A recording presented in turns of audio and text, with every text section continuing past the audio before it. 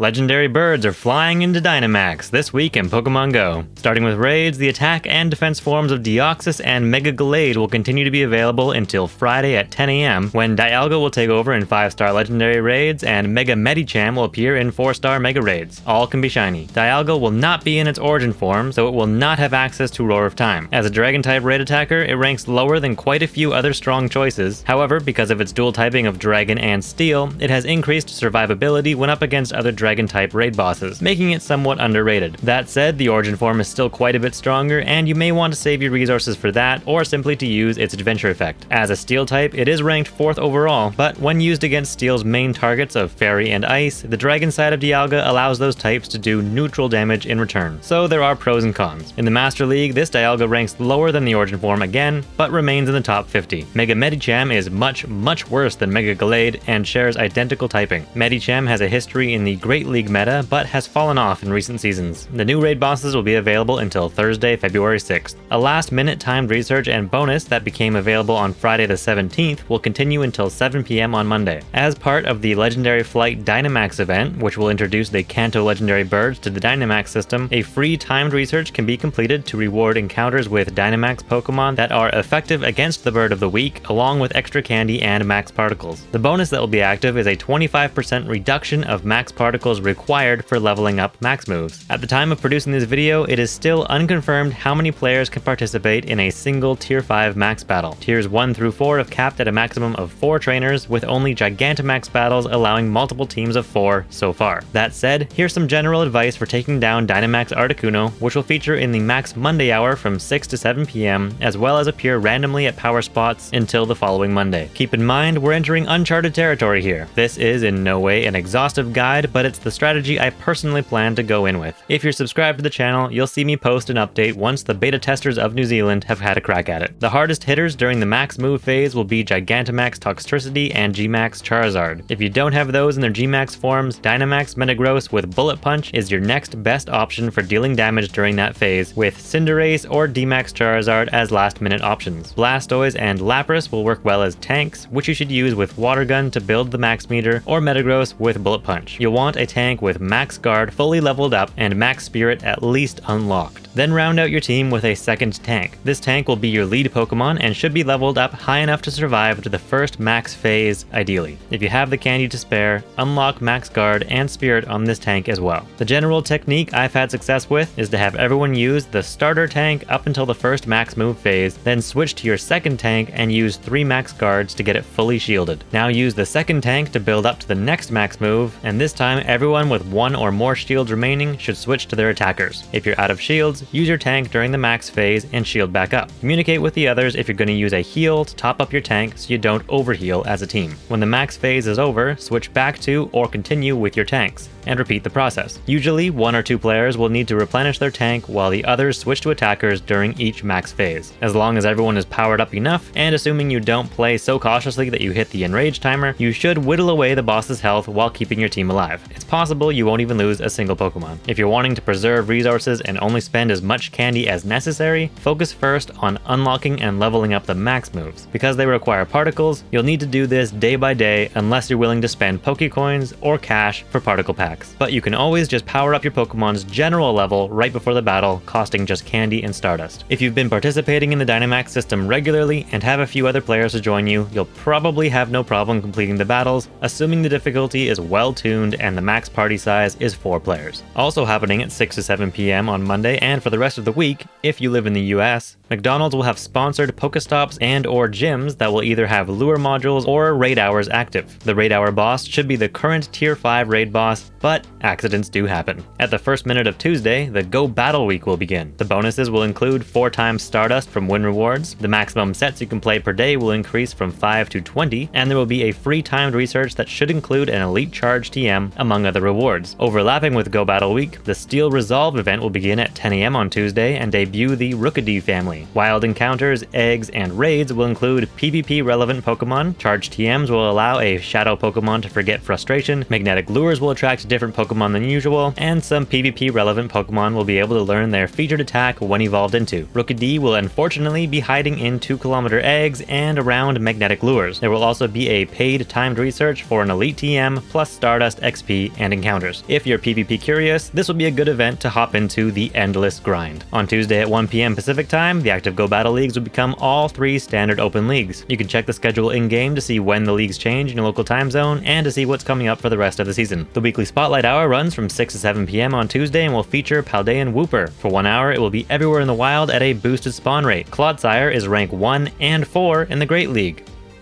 Yeah. Be sure to Mega Evolve a ground or poison type for extra catch candy. On Wednesday, the weekly raid hour runs from 6 to 7 PM and will feature attack and defense Deoxys. An instant raid will appear at most gyms at 6 PM if there are players nearby with the game open. The raid will last 25 minutes, then there will be a 5-minute break before the next 25-minute raid will appear. PokeStop Showcases will end on Wednesday and Sunday at 8 PM, likely featuring event-themed Pokemon. Enter them for easy Stardust and XP, and you could win premium items. At 10 AM on Friday, the next free timed research as part of the Legendary Flight event will become active, this one targeting Zapdos. This time the included Pokemon will be Drillbur, Cryogonal, and Grookey, and again you'll get extra candy and max particles. Excadrill will work well as a tank for Zapdos, and Cryogonal will work as an attacker if you don't have Gmax Lapras or Gmax Gengar, which are the top 2 damage dealers against Zapdos. Cryogonal will be available in max battles constantly, so you can collect a bit of candy for it every day if you're dedicated. Articuno will also deal a lot of damage to Zapdos if you can get one powered up for next week. Also at 10 AM on Friday, as mentioned, raids will change over to Dialga and Medicham. Weekends in January feature Shadow Registeel in 5-star Shadow raids, which are usually in-person only. Shadow Registeel is outranked by its non-Shadow version in both the Great and Ultra League, so if you find one with low attack, high defense, and high HP, it may be worth purifying for use in those leagues. Registeel is a pure Steel type, making it weak to fighting, fire, and ground. On Saturday the 25th from 2 to 5 PM, Ralts will feature in a Community Day Classic. Classic Community Days bring back a Pokemon previously featured, and they don't have as many bonuses as a regular Calm Day. That said, the bonuses we will have from 2 to 5 PM include boosted spawn and shiny rates, 1/4 egg hatch distance, 3-hour lures and incense, and 5 snapshot encounters. If you want to get some extra use out of a magnetic lure for the Steeled Resolve spawns, set the lure at a Pokestop shortly before 5 PM and it will have a 3-hour timer lasting well after the Calm Day ends at 5. You will also have from 2 until 10 PM to get the featured attack Synchronoise on a Gallade or Gardevoir when evolving Kirlia. However, since they both have access to Psychic through a regular charge TM, you don't need to worry about Synchronoise unless, for some reason, you're building a Gardevoir for the Master League. There will be a free timed research rewarding 4 Sinnoh Stones, which are required for evolving a male Kirlia into Gallade, and an encounter with Ralts. There will be a continued timed research that will reward an encounter with Ralts with a special background, which will require you to catch a Pokemon on 5 or so different days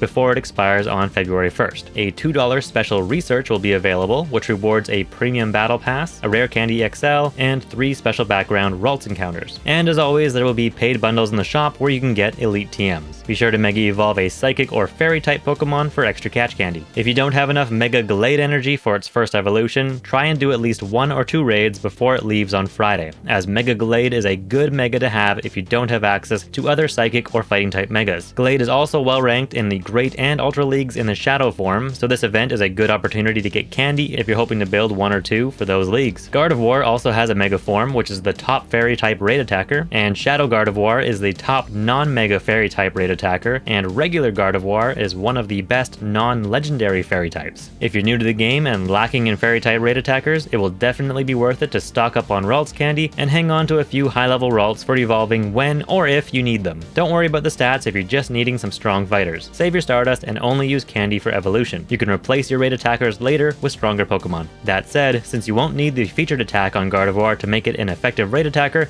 don't evolve any just yet. Tag the Ralts you want to keep and then let them rot in your storage until you truly need them. For all we know, Dynamax Ralts will drop any day now, so you may want to save some candy for that. The Steeled Resolve event will end at 8 PM on Sunday, along with the weekend Pokestop Showcase. Then Go Battle Week will end just before midnight on Sunday, and the seasonal bonuses for Dual Destiny will continue to be active until March 4th. That's it for the week ending Sunday, January 26th, 2025. If you'd like to download a full resolution image of this calendar, you can find a link in the description to my Patreon page where you can access the image for free. You can also sign up to my weekly newsletter to get these delivered straight to your inbox.